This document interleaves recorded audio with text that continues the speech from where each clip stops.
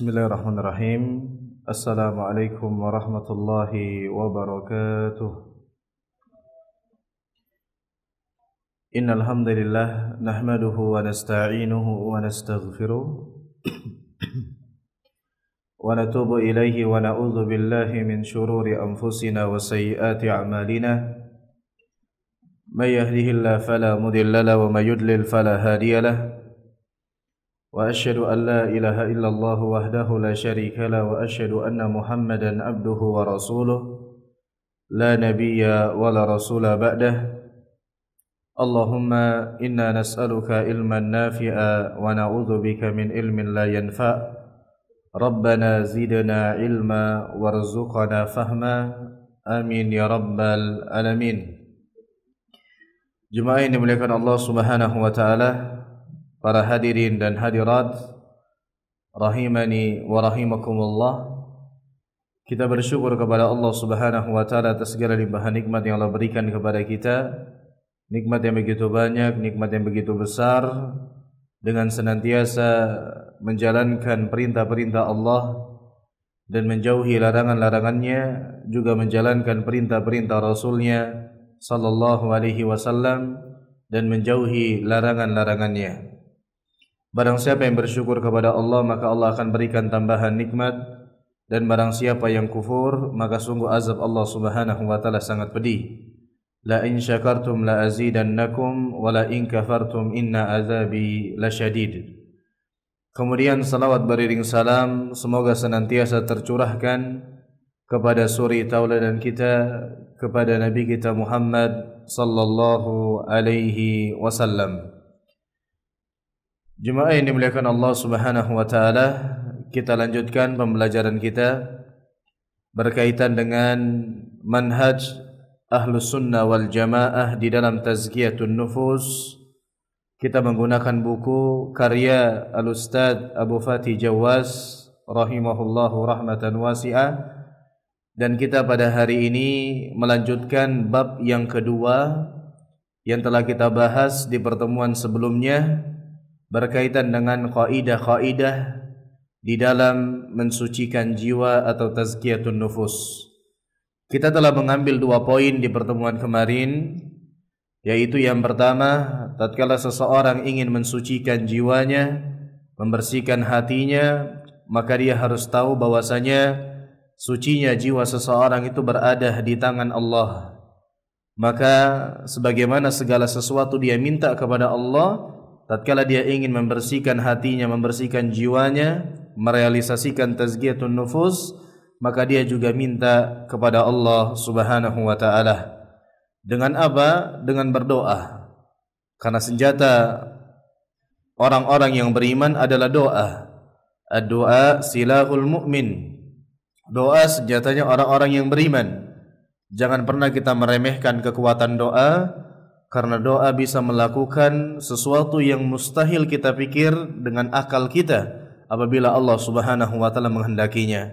Maka mudah bagi Allah Subhanahu wa taala menjadikan kita orang yang bersih hati kita, yang bersih jiwa kita. Akan tetapi sudahkah kita minta kepada Allah perihal tersebut atau tidak? Maka yang pertama kita harus paham, sucinya jiwa seseorang itu berada di tangan Allah, maka mintalah kepada Allah Subhanahu wa taala. Doanya banyak, bisa menggunakan doa apa saja, bisa menggunakan apa saja, bahasa apa saja, atau menggunakan doa yang diamalkan Nabi sallallahu alaihi wasallam juga bisa. Kalau Bapak Ibu sekalian ingin mencari buku, mungkin bisa beli di marketplace, tulis saja kata kuncinya doa harian Hisnul Muslim. Sudah ada terjemahannya, ya, itu mungkin enggak sampai 50.000. Hanya 20 ribuan, tetapi doanya sangat banyak, bisa kita amalkan. Memang doa pada dasarnya bisa menggunakan bahasa apa saja, tapi doa kalau bersumber dari apa yang diajarkan Nabi itu jauh lebih afdal, jauh lebih baik, dan jauh lebih dekat pengabulannya di sisi Allah Subhanahu wa taala. Maka sama halnya tatkala kita minta merealisasikan tazkiyatun nufus, minta kepada Allah Subhanahu wa taala. Di antara doanya, Allahumma ati nafsi taqwaha anta khairu man zakkaha anta waliyuha wa maulaha. Ya Allah, berikanlah diriku ini ketakwaannya, dan kemudian bersihkanlah. Wa zakkiha anta khairu man zakkaha, dan bersihkanlah hatiku dan engkau adalah sebaik-baik zat yang membersihkannya. Maka minta kepada Allah Subhanahu wa taala. Dan juga bisa menggunakan doa-doa yang lainnya. Allahumma ati nafsi taqwaha wa zakkiha anta khairu man zakkaha anta waliyuha wa maulaha, dan yang lainnya. Dari doa-doa agar kita diberikan hati yang bersih. Kemudian yang kedua, kita telah bahas pada pertemuan sebelumnya adalah bahwasanya tazkiyatun nufus tidak mungkin didapatkan kecuali kita mengikuti langkah yang dituntunkan oleh Nabi sallallahu alaihi wasallam. Karena pada dasarnya semua yang ada di dalam agama Islam tertolak apabila tidak mencocoki apa yang dibawa oleh Rasulullah sallallahu alaihi wasallam. Hatta di dalam tazkiyatun nufus harus mencocoki dengan apa yang dibawa oleh Rasulullah sallallahu alaihi wasallam. Karena barang siapa yang mengambil dan melakukan sesuatu tanpa ada contoh dari Nabi sallallahu alaihi wasallam, maka akan tertolak dan akan sia-sia. Nabi sallallahu alaihi wasallam bersabda, "Man amila amalan laisa alaihi amruna fahuwa raddun." Barang siapa yang mengamalkan sebuah amalan yang tidak ada tuntunannya dari kami, tidak ada contohnya dari Nabi sallallahu alaihi wasallam, maka akan tertolak. Dan Allah Subhanahu wa taala telah menjelaskan dalam surat Al-Maidah ayat 3, Islam telah sempurna. Agama Islam telah sempurna, tidak boleh ditambah-tambah, tidak boleh dikurangi, hanya tinggal copy paste dari siapa? Dari Rasulullah sallallahu alaihi wasallam. Maka kita akan sebutkan nanti di halaman-halaman berikutnya bagaimana langkah-langkah dalam mensucikan jiwa, tapi intinya adalah mensucikan jiwa harus bersumber dari Al-Qur'an dan sunnah Nabi sallallahu alaihi wasallam.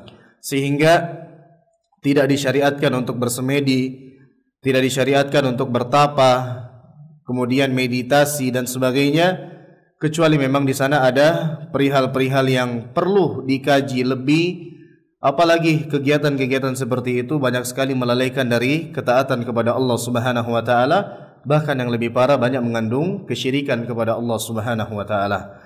Kemudian sekarang kita masuk kepada yang ketiga, kaidah di dalam tazkiyatun nufus, yaitu wajib bagi seorang hamba untuk bersungguh-sungguh dalam tazkiyatun nufus. Bersungguh-sungguh dalam mensucikan jiwanya.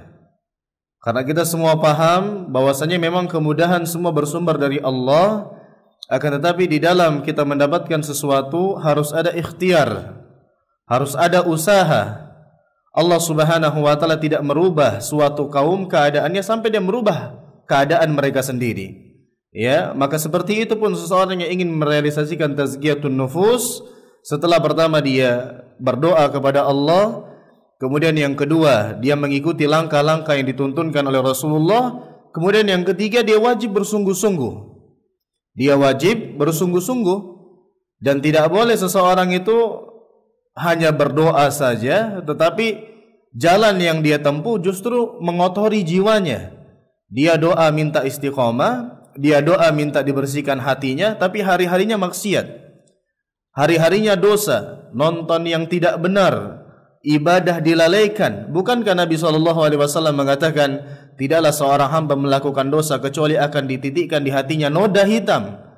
Bagaimana mungkin dia ingin mendapatkan jiwa hati yang bersih, tapi langkahnya setiap hari berpaling dari jalan-jalan yang mengantarkan kepada hati yang bersih? Maka harus bersungguh-sungguh. Nabi SAW bersabda dalam sebuah hadis, ihris ala ma yanfa'uk. Semangatlah atas apa yang ada pada dirimu yang bermanfaat untukmu. Bersemangatlah atas apa yang bermanfaat bagi dirimu. Dan bersihnya hati, bersihnya jiwa sangat bermanfaat bagi kita. Kita sudah bahas pertemuan sebelumnya, nanti di akhirat tidak ada yang selamat kecuali orang yang menghadap Allah dengan hati yang selamat. Maka orang meniti jalan untuk membersihkan jiwanya, tazkiyatun nufus, bermanfaat bagi dirinya. Dan semua yang bermanfaat bagi diri kita, Nabi katakan ihris, semangat, sungguh-sungguh. Tapi apakah sampai situ saja? Nabi mengatakan selanjutnya, wasta'in billah. Dan jangan lupa isti'anah kepada Allah Subhanahu wa taala. Maka di sini sudah disampaikan yang di awal kita katakan tazkiyatun nufus, sucinya jiwa itu berada di tangan Allah, maka minta isti'anah, pertolongan kepada Allah. Kemudian yang ketiga, sungguh-sungguh semangat untuk meraih kebersihan, sucinya hati, bersihnya jiwa, yaitu tazkiyatun nufus.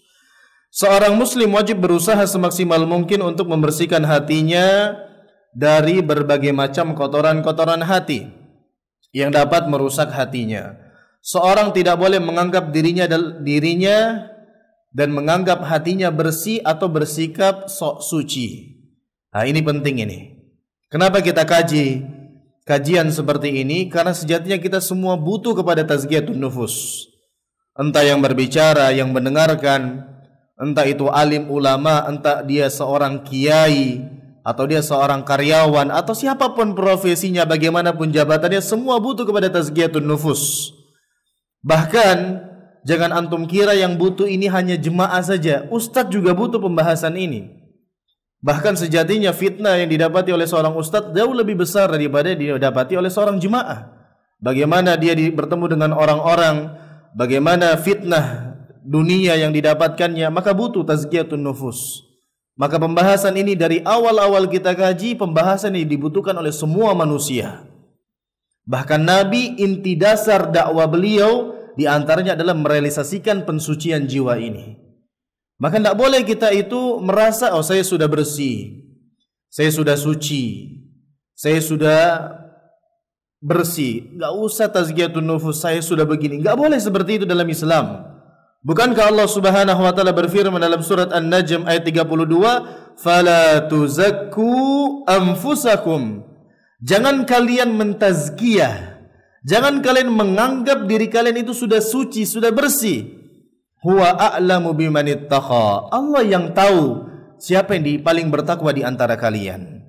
Maka setelah kita bersungguh-sungguh, kita semangat menutup diri dari celah-celah yang dapat mengotori hati kita, yaitu kemaksiatan dengan tingkatan-tingkatan dosanya, semangat ibadah, jangan pernah timbul di hati kita, saya sudah bersih, saya sudah suci. Oh, kalau saya ini rutin kajian di Masjid Al-Hikmah, saya ini rutin kajian di sini. Kalau masalah hati aja lah, selamatlah.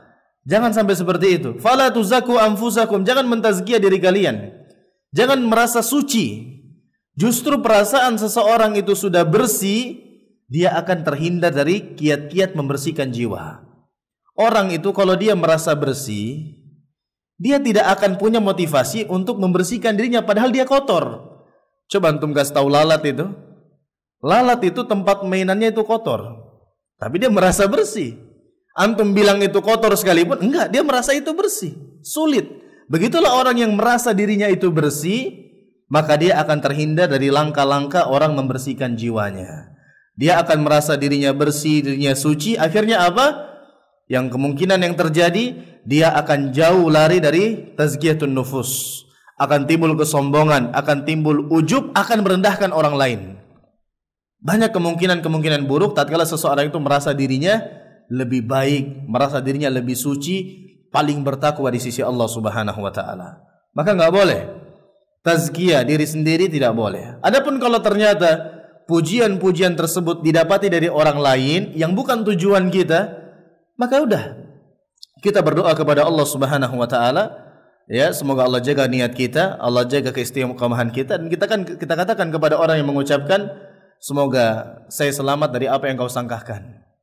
Kita berdoa. Kemudian kita katakan kepada orang yang mengucapkan itu bahwasanya kita semua butuh kepada tazkiyatun nufus, kita butuh kepada istiqomahan, kita saling mendoakan. Jadi kalau ternyata bukan karena keinginan kita, bukan cita-cita kita ingin dipuji, kemudian kita mendapatkannya, maka bisa jadi itu adalah kabar gembira dari Allah Subhanahu wa taala, tapi jangan sampai hati kita terkena. Terus jaga hati, jaga niat. Tidak ada orang yang bersih jiwanya mengaku bersih, itu tidak ada.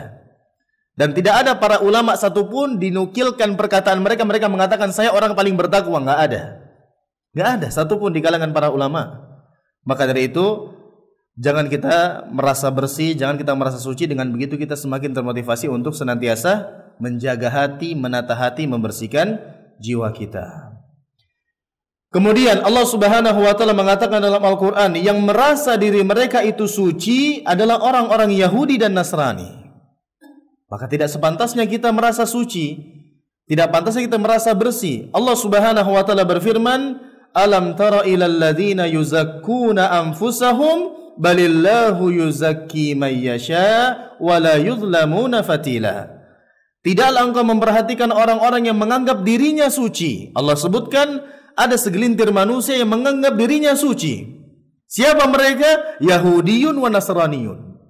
Orang-orang Yahudi, orang-orang Nasrani merasa diri mereka suci. Di sini isyarat orang Islam jangan seperti itu. Jangan pernah merasa diri suci, lebih baik daripada orang yang lain, lebih tinggi daripada orang lain. Tidak. Merendah. Dan tidaklah seorang itu merendah kecuali Allah akan tambah kemuliaannya. Jangan pernah mentazkiyah diri sendiri. Balillahu yuzakki may yasha wa la yuzlamuna fatila. Sesungguhnya Allah lah yang mensucikan siapa saja yang Allah ingin kehendaki, dan Allah tidak menzalimi seseorang sedikit pun. Jadi kita harus sungguh-sungguh menutup celah-celah yang dapat mengotori jiwa kita, meniti jalan-jalan keimanan, jalan-jalan ketaatan, menjaga syariat Allah.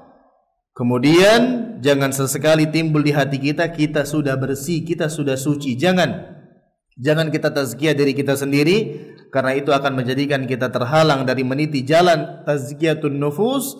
Bisa jadi timbul rasa ujub, bisa jadi sombong, merendahkan orang lain, dan banyak lagi efek-efek buruknya tatkala seseorang sudah merasa bersih, sudah merasa suci. Kemudian yang keempat yang bisa kita lakukan agar kita bisa merealisasikan tazkiyatun nufus adalah tazkiyatun nufus atau pensucian jiwa harus dilakukan dengan dua perkara, yaitu lahir dan batin. Ingat, tazkiyatun nufus, kaidah yang keempat, pembersihan jiwa harus meliputi dua perkara, lahir dan batin. Atau dalam bahasa yang lebih familiar, zahir dan batin. Yang di dalam yaitu hati kita, dan yang di luar yaitu zahir kita. Jadi nggak boleh timpang tindih. Nggak boleh seseorang itu hanya perhatian kepada batinnya misalnya, terus dia beralasan nggak apa-apa, penting hatinya baik, tapi zahirnya nggak menunjukkan kebaikan. Sebagian orang-orang murji'ah mereka mengatakan mereka hanya mengandalkan yang penting amalan hati, amalan badan tidak dianggap. Akhirnya timbul pemahaman bagaimana? Gak apa-apa gak sholat, penting hatinya baik. Gak boleh seperti itu. Zahirnya juga harus diperbaiki, lahirnya juga harus diperbaiki. Bahkan kita sebutkan kemarin, Nabi SAW mengatakan di setiap tubuh kita ini ada segumpal daging. Kalau baik dagingnya maka baik seluruhnya, yaitu hati kita. Seorang kalau hatinya baik, hatinya bersih, dia akan tunduk kepada syariat Allah, terrealisasikan dengan ibadahnya. Badannya akan kelihatan. Justru yang lahir kita ini sebagai bentuk pembenaran dengan batin kita. Kamu mengatakan orang beriman, kamu mengatakan orang beriman yang taat kepada Allah, maka lahirnya harus timbul di situ tanda-tanda keimanan, yaitu ibadah, sholat. Perempuan juga demikian. Banyak yang kemakan syubhat seperti ini. Mereka mengatakan nggak apa-apa, nggak berjilbab, yang penting hatinya baik. Bagaimana hatinya baik dia tidak berjilbab? Bukankah dengan engkau berjilbab itu menunjukkan hatimu itu baik? Itu cuma alasan saja. Maka itu syubhat. Dalam mendirikan tazkiyatun nufus, dua harus terpenuhi, lahir dan batin. Kemudian juga jangan sampai fokus kepada lahirnya saja, batinnya tidak diperhatikan. Dan ini banyak sekali lagi marak-maraknya beberapa tahun belakang. Bahkan hashtag-hashtag di media sosial kita lihat banyak sekali. Pemuda hijrah, akhwat hijrah, ikhwan hijrah. Itu banyak sekali di media sosial. Hijrah itu apa? Perubahan menuju kepada yang baik. Betul, itu kebaikan. Tapi yang perlu diperhatikan, jangan hanya fokus kepada lahir. Kalau lahir maksudnya zohir, sebentar. Di balik papan ini ada toko baju, di depan itu ada toko baju. Gak usah tunggu 1 jam antum pergi ke sana, modal duit keluar bisa seperti setelan kiai antum. Walid. Sebentar aja itu. Luar biasa. Kalau zahir yang kita rubah sekejap mata. Tapi apakah sampai situ yang dituntut oleh Allah Subhanahu wa taala? Tidak. Bahkan kita sebutkan pada pertemuan sebelumnya, Allah melihat kepada hati-hati kalian dan amal-amal kalian. Tapi tentunya di ayat yang lain Allah katakan, kalau pergi ke masjid ambil perhiasan kalian. Jadi sini tidak ada kontradiksi. Anda perbaiki lahir Anda, perbaiki penampilan Anda sesuai yang diinginkan oleh syariat Allah dan Rasulnya sebagai orang-orang yang saleh, dan kemudian Anda perbaiki hati Anda. Itu yang top. Jadi jangan sampai timpang tindih. Batinnya diperbaiki, zohirnya tidak perhatian, beralasan yang penting hatinya, itu salah. Atau kebalikannya, zohirnya diperbaiki, batinnya tidak diperbaiki. Berubah penampilannya tapi lisannya suka mencela, hatinya suka menggibah, hasad sana sini, iri dengki sama orang lain. Ini kan berarti cuma luarnya aja yang berubah, casingnya saja. Nah, tapi kita harus ingat di dalam tazkiyatun nufus disebutkan di sini yang harus terpenuhi itu dua perkara, yaitu lahir dan batin. Seorang muslim wajib berusaha untuk membersihkan dirinya baik lahir maupun batin. Dan Allah Subhanahu wa taala mencintai orang-orang yang suka membersihkan dirinya. Allah Subhanahu wa taala berfirman dalam ayat yang familiar, "Innallaha yuhibbut tawwabin wa yuhibbul mutatahhirin." Sesungguhnya Allah menyukai orang-orang yang taubat dan menyukai orang-orang yang membersihkan diri. Kemudian Allah Subhanahu wa taala berfirman, "Wa thiyabaka fatahhir." Dan bersihkanlah pakaianmu. Berkaitan dengan pakaian di sini, "Wa thiyabaka fatahhir", banyak penafsiran di kalangan para ulama, di antaranya bersihkanlah jiwamu. Kemudian berkata Imam Qatadah rahimahullah, bersihkanlah jiwamu dari perbuatan maksiat. Kemudian berkata Imam Muhammad bin Sirin rahimahullah, pakaianmu engkau bersihkan, cuci dengan air. Muhammad bin Ka'ab al-Quraizi dan Al-Hasan al-Basri rahimahullah mengatakan, menafsirkan wasiyabaka fatahhir, hendaklah engkau memperbaiki akhlakmu. Kalau kita lihat dari beberapa penafsiran di kalangan para ulama-ulama tafsir, wasiyabaka fatahhir, bersihkanlah pakaianmu, itu mencakup lahir dan batin. Bersihkanlah batinmu dari kemaksiatan, penyakit iri dengki, hasad, dari penyakit-penyakit kotoran-kotoran hati. Kemudian bersihkanlah lahirmu, bersihkanlah bajumu, jagalah penampilanmu. Maka ini harus kita praktekkan dalam tazkiyatun nufus. Jangan berdalih yang penting hatinya baik, dan jangan juga terlalu fokus kepada penampilan casing tapi tidak perhatian dengan hati kita. Kedua-duanya harus kita perhatian, bahkan hati harus lebih besar perhatiannya, karena apabila hati sudah baik, maka dengan otomatis zahir atau lahir seseorang juga akan menjadi baik. Kemudian yang kelima, kaidah di dalam tazkiyatun nufus, barang siapa yang ingin mensucikan jiwanya, maka hendaklah ia menutup diri dari pintu-pintu dan perkara-perkara yang dapat menjauhkan dirinya dari tazkiyatun nufus. Ini sudah kita singgung tadi di poin yang ketiga. Kalau kita sudah isti'anah kepada Allah, sungguh-sungguh dalam merealisasikan pensucian jiwa. Jangan hanya modal doa. Doa minta disucikan jiwanya, tapi perbuatan hariannya menjauh dari kiat-kiat tazkiyatun nufus. Seorang muslim harus berhati-hati dan menjaga dirinya dari fitnah syahwat dan syubhat. Nah, ini dia. Tatkala kita membahas tentang menjaga diri dari hal yang memalingkan kita dari tazkiyatun nufus, kemungkinan besar secara umum ada dua. Yang pertama adalah fitnah syubhat, yang kedua adalah fitnah syahwat. Syubhat adalah keyakinan-keyakinan yang rancu, pemahaman-pemahaman yang salah, i'tiqad yang nyeleneh, sebagaimana tadi kita katakan pemahaman orang-orang Murji'ah yang mana mengatakan Allah hanya melihat amalan batin, lahir Allah tidak lihat, enggak ada urusan amalan badan, yang penting hatinya, yang penting batinnya. Akhirnya timbul syubhat di sebagian orang, enggak apa-apa, enggak berjilbab, yang penting hatinya baik. Ini syubhat. Sebagian orang mengatakan enggak apa-apa salat, yang penting hatinya baik. Dan itu banyak di antara kaum muslimin seperti itu. Kalau antum coba menasihati mereka, mereka mengatakan, yang penting kita beriman kepada Allah, yang penting hati kita baik. Zikir itu dimanapun kita berada, gak mesti sholat. Syubhat ini semua. Bukankah Allah mengatakan berzikir kepada Allah dalam keadaan duduk, berdiri, berbaring, dimanapun kita berada? Itulah sudah mengingat Allah. Yang penting hati kita selalu berzikir. Sholat itu nomor sekian. Banyak orang yang kena syubhat seperti itu. Maka harus kita jauhi perkara-perkara syubhat ini. Jangan sampai kita termakan syubhat. Tetapi kalau kita ingin terhindar dari syubhat, obatnya adalah dengan rutin menghadiri majelis ilmu. Antum cari majelis ilmu, apalagi yang membahas tentang permasalahan-permasalahan spesifik akidah, kemudian membahas tentang fikih, atau mungkin seperti yang kita bahas saat ini berkaitan dengan amalan-amalan hati, tazkiyatun nufus, antum hadiri. Dengan kita menuntut ilmu akan hilanglah kerancuan-kerancuan seperti itu. Contoh kecilnya sajalah. Sebelum media itu gencar seperti saat ini, dulu beberapa tahun yang lalu yang orang masih gaptek, masih lambat sekali dengan media, banyak orang yang mengatakan nangis itu membatalkan puasa. Dan itu tertanam di kalangan remaja-remaja, tertanam di kalangan anak-anak. Bahkan kita mungkin meyakini dulu pas kecil, jangan nangis, batal puasamu. Ada yang sudah nangis sampai rumah, buka aja, sudah nangis aku tadi. Tapi sekarang dengan media-media yang menyebarkan ilmu, hilang syubhat tersebut.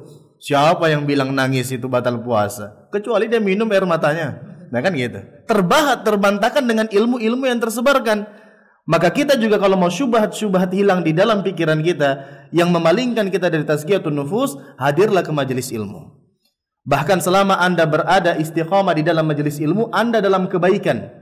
Allah tatkala inginkan kebaikan kepada diri seseorang, Allah jadikan dia paham dalam agamanya, dan tidak mungkin kecuali dengan belajar. Maka tatkala seseorang dimudahkan menghadiri majelis ilmu, Allah inginkan kebaikan pada dirinya.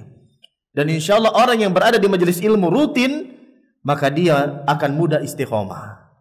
Ya, harus dihilangkan syubhat tersebut dengan obatnya apa? Menghadiri majelis ilmu. Kemudian syahwat. Syahwat juga demikian harus kita tundukkan, harus kita lawan, karena kalau kita berbicara tentang surga, yang meliputi surga itu dibenci oleh hawa nafsu kita. Dan kalau kita berbicara tentang neraka, diliputi oleh perkara yang disenangi oleh syahwat nafsu manusia. Makanya kalau antum lihat tempat-tempat ibadah sama tempat-tempat kemaksiatan ramai mana? Karena memang surga itu diliputi oleh perkara-perkara yang tidak disenangi oleh syahwat manusia. Tapi kalau neraka disenangi oleh syahwat-syahwat manusia, dan itu disebutkan dalam hadis demikian. Maka kita perlu kendalikan hawa nafsu kita, kita perlu kendalikan syahwat kita perlu tata hawa nafsu kita, dan perlu bersabar. Dan itu tidak mudah, butuh perjuangan, tapi balasannya juga spesial. Allah Subhanahu wa taala berfirman, "Wa amma man khafa maqama rabbih wa nahan nafsa 'anil hawa fa innal jannata hiyal ma'wa." Barang siapa yang berusaha menahan hawa nafsunya, dia takut akan kebesaran Rabb-nya itu Allah Subhanahu wa taala, dia tahan hawa nafsunya, dia handle, kecuali dia tahan hawa nafsunya dan dia arahkan kepada hal-hal yang diridhoi oleh Allah Subhanahu wa taala, fa innal jannata hiyal ma'wa, tempatnya adalah surga. Jadi dia takut akan kebesaran Rabb-nya karena Allah siksaannya berat. Dia berusaha mengendalikan hawa nafsunya, dia menghandle hawa nafsunya, fa innal jannata hiyal ma'wa, tempatnya adalah surga. Disebutkan dalam surat An-Naziat juz 30. Jadi intinya kedua ini harus kita lawan, ya, syubhat dan syahwat. Dia harus berhati-hati jangan sampai membuka celah-celah yang akan menjerumuskan dirinya kepada hal-hal yang merendahkan jiwanya dan mengotori hatinya. Apabila seorang malas dalam melaksanakan ibadah seperti menuntut ilmu, salat 5 waktu, membaca Al-Quran dan yang lainnya, maka berhati-hatilah jangan sampai ia terjerumus kepada syahwat dan sebaliknya. Jika seorang semangat dalam beribadah namun ia malas melaksanakan salat sunnah, maka ketahuilah di dalam dirinya ada syubhat. Nah ini juga syubhat, ya. Dia sudah semangat menjaga yang wajib, tapi yang sunnah dia tinggalkan dengan alasan cuma sunnah. Itu syubhat. Para sahabat di zaman Nabi SAW berlomba-lomba bertanya, belajar kepada Nabi tentang sunnah kemudian mengamalkannya. Kita di zaman sekarang meninggalkan amal ibadah karena cuma sunnah. Itu syubhat juga. Maka butuh sering menghadiri majelis ilmu. Kemudian, dan pada zaman sekarang ini sebab-sebab datangnya syahwat juga banyak, syubhat juga banyak. Seperti televisi, harus hati-hati kita menyimak siaran. Bukan berarti tidak boleh, siarannya kita harus filter. Kalau kita tidak ada filter, maka yang masuk banyak syahwat. Betapa banyak aurat-aurat perempuan ditampakkan. Betapa banyak, bukankah antum melihat presenter pagi hari cantik itu, antum lihat rambutnya itu bukan maksiat? Saking biasanya orang tidak istighfar itu dosa. Maka antum harus filter apa yang antum lihat.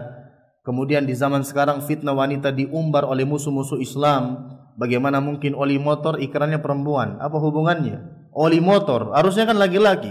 Ini oli motor bintangnya perempuan. Ingin dirusak kaum muslimin dengan fitnah wanita. Intinya antum harus hati-hati. Film-film, video, internet, media sosial, iklan-iklan. Nah ini terbukti. Antum buka kajian, antum kaget, yang keluar lain. Kenapa? Fitnah wanita. Dan itulah musuh-musuh Islam ingin merusak kaum muslimin dengan wanita. Karena tahu fitnah yang paling dahsyat itu wanita. Musuh-musuh Islam paham. Nabi SAW bersabda, "Ma taraktu ba'di fitnatan adarra 'ala rijal minan nisa." Aku tidak tinggalkan fitnah yang paling berbahaya bagi laki-laki dari kalangan umatku setelah peninggalanku kecuali fitnah perempuan. Dalam hadis yang lain Nabi SAW mengatakan, "Fattaqud dunya wattaqun nisa." Bertakwalah kalian, hati-hatilah kalian kepada dunia dan hati-hatilah kalian kepada perempuan. Dunia kan disuruh hati-hati, perempuan bagian daripada dunia tersebut, tapi diulangi menunjukkan dahsyat sekali fitnah wanita. Fir'aun seorang raja takluk di hadapan perempuan istrinya untuk memelihara Nabi Musa alaihi salam. Padahal di zamannya semua bayi dibunuh, laki-laki dibunuh, tapi tatkala yang minta istrinya, ini bisa kita pelihara, perempuan istrinya tunduk. Maka dahsyat sekali. Makanya sering saya lihat di belakang-belakang truk, sesungguhnya tipu daya wanita itu sangat dahsyat. Wah betul memang ini. Sering itu di jalan-jalan, hati-hati. Kemudian majalah-majalah, situs-situs porno, kemudian ajaran-ajaran yang berbau kesyirikan, perbuatan yang tidak ada tuntunannya, maka selayaknya kita jauhi, kita menjaga diri dari perbuatan yang dapat memalingkan kita dari tazkiyatun nufus. Nah, demikian teman-teman sekalian yang bisa kita sampaikan pada kesempatan kali ini. Kurang lebihnya mohon maaf. Ada benarnya dari Allah Subhanahu wa taala, ada kesalahan dari diri saya sendiri dan dari syaitan. Semoga Allah berikan kita hati yang bersih, hati yang selamat, ya, yang mana disebutkan pada hari di mana tidak bermanfaat lagi harta dan anak kecuali orang-orang yang menghadap Allah dengan hati yang selamat. Semoga orang tersebut adalah kita yang berada di sini. Amin ya rabbal alamin. Dan semoga dengan berkumpulnya kita di tempat ini, Allah mudahkan kita berkumpul di surga Allah Subhanahu wa taala. Amin ya rabbal alamin. Kita akhiri dengan doa kafaratul majlis. Subhanakallahumma bihamdik asyhadu an la ilaha illa anta astaghfiruka wa atubu ilaik. Wa akhiru da'wana anil hamdulillahi rabbil alamin. Assalamualaikum warahmatullahi wabarakatuh.